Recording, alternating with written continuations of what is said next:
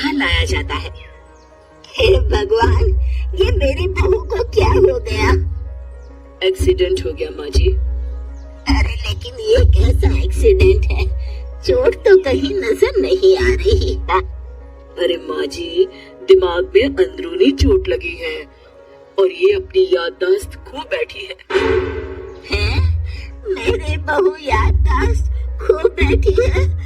अब क्या होगा? आप फिक्र मत करिए, बस इनका अच्छे तरीके से ख्याल रखिए।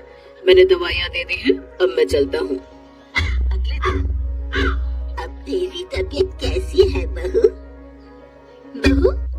किसकी बहू? हम भैरवगढ़ के ठाकुर विक्रम सिंह की बेटी रूपवती हैं। हम एक राजकुमारी हैं और तुम हमारी दासी हो बुढ़िया। अरे बेटा विशाल, बहू कैसी बहकी बातें कर रही है। अरे कुछ मत पूछो माँ, रात को मुझसे अपने पैर दबा रही थी। सर पर चोट लगने की वजह से इसका दिमाग पूरी तरह खराब हो गया है और ये अपने आप को राजकुमारी समझ रही है। तभी वहाँ चांदनी आ जाती है। तुम दोनों यहाँ क्या खुसुर-फुसुर कर रहे हो? कहीं तुम दोनों मिलकर हमारे खिलाफ कोई षड्यंत्र तो नहीं रच रहे हो? हम तुम्हारा सर तलवार से उड़वा देंगे, समझे? अरे नहीं नहीं राजकुमारी जी, हम तो आपके सेवक हैं। भला हमारी इतनी हिम्मत। कहिए, आपने यहाँ हॉल में आने का कष्ट कैसे किया? हमें बहुत भूख लगी है। ए दासी, जल्दी से हमारे लिए भोजन का प्रबंध करो। आज हम शाही कबाब खाएंगे। विशाल अपनी माँ को चांदनी की बात मानने के लिए इशारा करता है। ठीक है राजकुमारी जी, मैं अभी आपके लिए भोजन लेकर आती हूँ। इस तरह विशाल और उसकी माँ ना चाहते हुए भी चांदनी की जी हजूरी में लगे रहते हैं। लाओ माँ, जल्दी से मेरा टिफिन दो, मुझे देर हो रही है। अरे ठहर जा, जरा दम तो लेने दे मुझे। सारे घर का काम मुझे अकेली को करना पड़ता है। तेरी बीवी तो राजकुमारी बनी बैठी है, सारा दिन हुक्म चलाती रहती है। अरे माँ, मेरा भी तो यही हाल है। फिलहाल तुम मेरा टिफिन दे दो, मैं चला। रुको, कहाँ जा रहे हो? अरे मर गया रे, ये कहाँ से आतंकी। आज हमारा जुहू चौपाटी घूमने का मूड है और हमें अपने लिए नई साड़ियाँ भी खरीदनी है। चलो जल्दी से अपना वाहन निकालो और हमें ले चलो। अरे अब तो मैं गया काम से। अगर आज मैं वक्त पे ऑफिस नहीं पहुंचा तो मेरा बॉस मुझे नौकरी से निकाल देगा। मरता क्या न करता।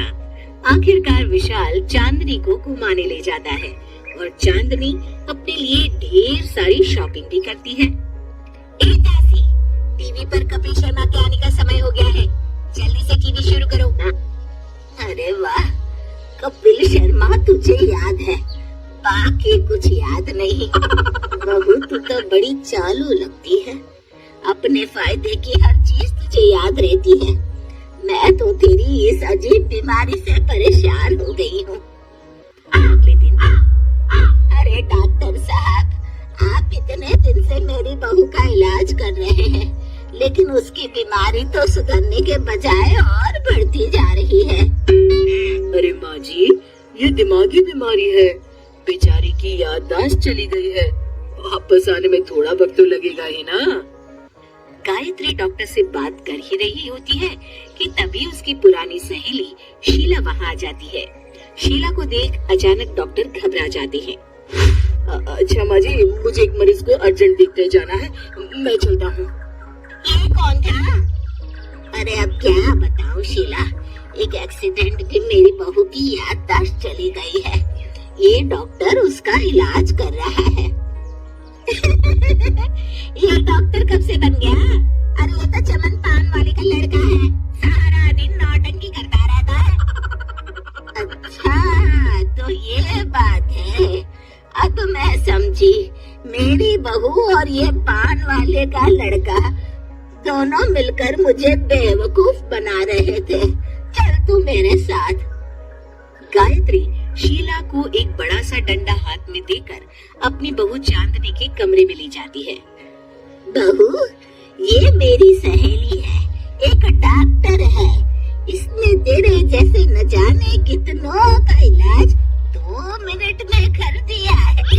इसका कहना है कि सर पर जहाँ चोट लगी हो, अगर उसी जगह दोबारा किसी बड़े डंडे से जोर से मारा जाए तो मरीज की याददाश्त वापस आ जाती है।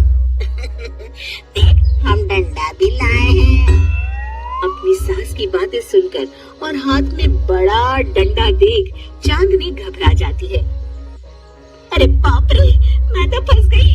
इस डंडे की एक बार की वार से ही मैं तो चारों खाने चित हो जाऊंगी। अब क्या करूं, क्या करूं, क्या करूं? लेकिन गायत्री, डंडा सर पर ठीक उसी जगह लगना चाहिए जहाँ चोट लगी है। अरे तू चिंता मत कर, 2-4 बार मारूंगी तो एक बार तो सही जगह लग ही जाएगा ना। चल बहू, तैयार हो जा। अरे नहीं नहीं माँ जी, मुझे मत मारिए। दरअसल घर के काम करने से